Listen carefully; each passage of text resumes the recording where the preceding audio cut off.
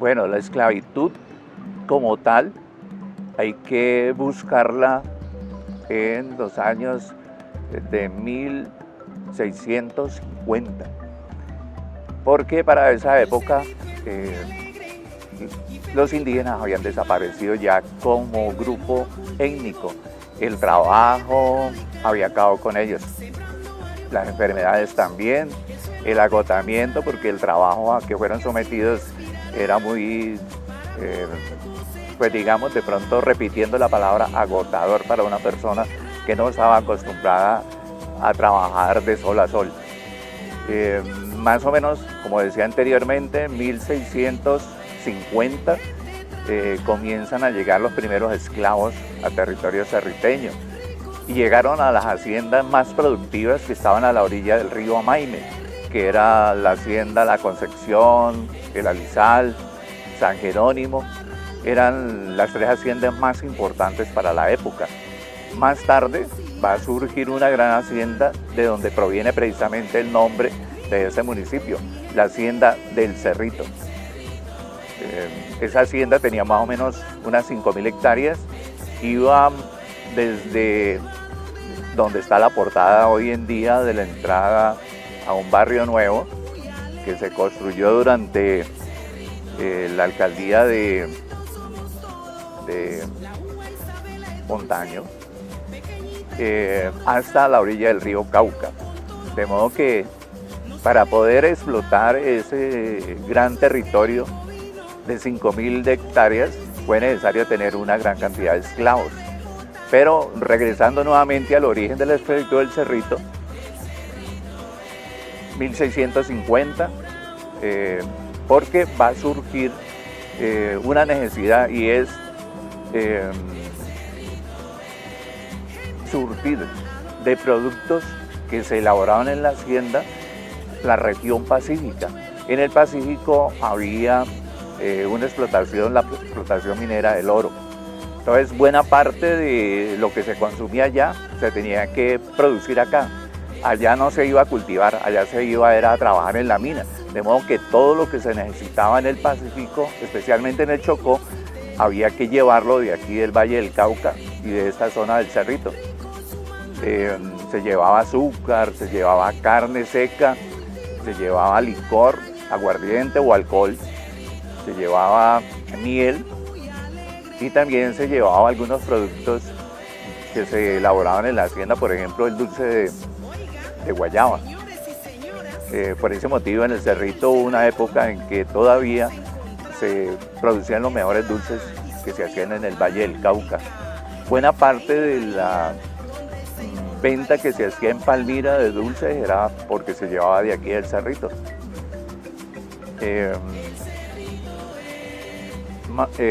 Después de esa época fue necesario, entonces, como les comentaba anteriormente, traer esclavos. Y se traían, como todo el mundo lo sabe, de África. Siempre hemos pensado que los europeos eran los que iban a hacer la guerra a África y posteriormente pues atrapaban o ponían prisioneros a los pueblos y los vendían a la orilla del mar o a la orilla del océano para que determinados países pudieran llegar con esa carga humana a territorio colombiano. Llegaban a Cartagena. Esclavo que no entrara por Cartagena era un esclavo de contrabando. Los esclavos de contrabando entraban por el Golfo de Urabá, remontando el río Atrato.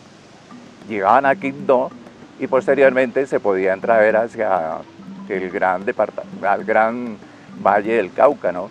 Cuando uno habla del Valle del río Cauca, está hablando de un territorio muy grande, muy extenso, que puede ir de Popayán, más o menos, hasta más abajo de Cartago. Eso vendría a ser el Valle del río Cauca. Los esclavos en Cartagena se vendían por 250 patacones y más tarde, cuando se traían al Valle del río Cauca, podían costar 450, 500 patacones. Para que se tenga una idea, del valor de un patacón, con 20 patacones se podía comprar una vaca o un toro bien crecido, bien gordo. Entonces, como se puede ver, un esclavo era una inversión grande. Era una inversión necesaria para la época, porque aquí en el Valle del Cauca, como les decía anteriormente, había que producir. Y la única mano de obra dispuesta para tal eran los esclavos. No había mano de obra libre, los indígenas habían desaparecido, de modo que los esclavos se convirtieron en la mano de obra fundamental para el crecimiento de la hacienda. Estas haciendas del Cerrito tenían una casona muy grande porque los dueños de haciendas vivían en las haciendas, en las casas de hacienda, y normalmente también poseían casas en los pueblos, en las ciudades, de modo que esa sociedad es una sociedad, digamos que multiétnica y multicultural. Aunque la comunidad negra perdió de pronto una identidad étnica. ¿Por qué pienso que sucedió eso? Y cultural también en esta región. Porque es que muchos pertenecientes a muchas étnicas se relacionaron entre sí. Y al relacionarse necesariamente se pierde identidad. Por ejemplo, una casta que predominó aquí en el Cerrito fue la casta Congo, proveniente de una región africana que hoy en día se conoce con el nombre de Congo. Los carabalíes pertenecían a una casta. Eran los que mayor presencia tenían en el Cerrito, los congos y los carabalíes. Un carabalí podía costar 450, un congo 450. La mayor parte de ellos tenían una costumbre africana que era, digámoslo así, rayarse el cuerpo, rayarse la piel con la finalidad de que aparecieran ciertas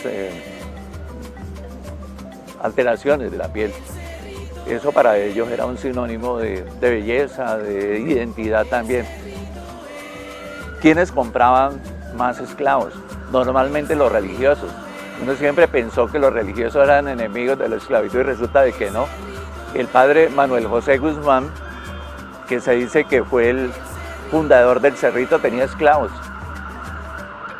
El padre José Patricio Paredes, que es el padre que va a reemplazar a Guzmán, también tenía esclavos.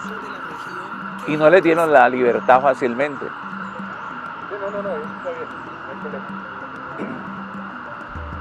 Tuvieron que esperar a que los civiles dieran la libertad a los esclavos para poder ellos acceder a esa libertad de los esclavos. Resulta de que los esclavos que vivieron aquí en el Cerrito no conservaron el nombre de la casta, sino que se hicieron como especie de descendientes. La palabra no es propiamente descendiente, sino que ellos de alguna manera su apellido fue el apellido de los dueños de esclavos. Uno fácilmente puede decir, esta persona por este apellido proviene de esta hacienda. Por ejemplo, los descendientes de esclavos que tienen apellido Cabal procedían de la gran hacienda del Cerrito. Los que tienen el apellido Martínez proceden de los esclavos que habitaron la hacienda de Arizal. Los que tienen el apellido Molina provienen de esclavos que habitaron la hacienda de La Concepción. Los que tienen apellido Plata proceden de una hacienda cuyos esclavos aceptaron el apellido de su dueño. Su dueño era de apellido Plata.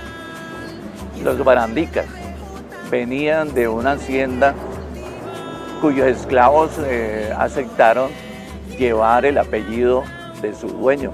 Los dueños de Chontaduro eran de apellido Barandica. Entonces uno fácilmente puede determinar de dónde procede el apellido de los habitantes del Cerrito que antiguamente fueron esclavos.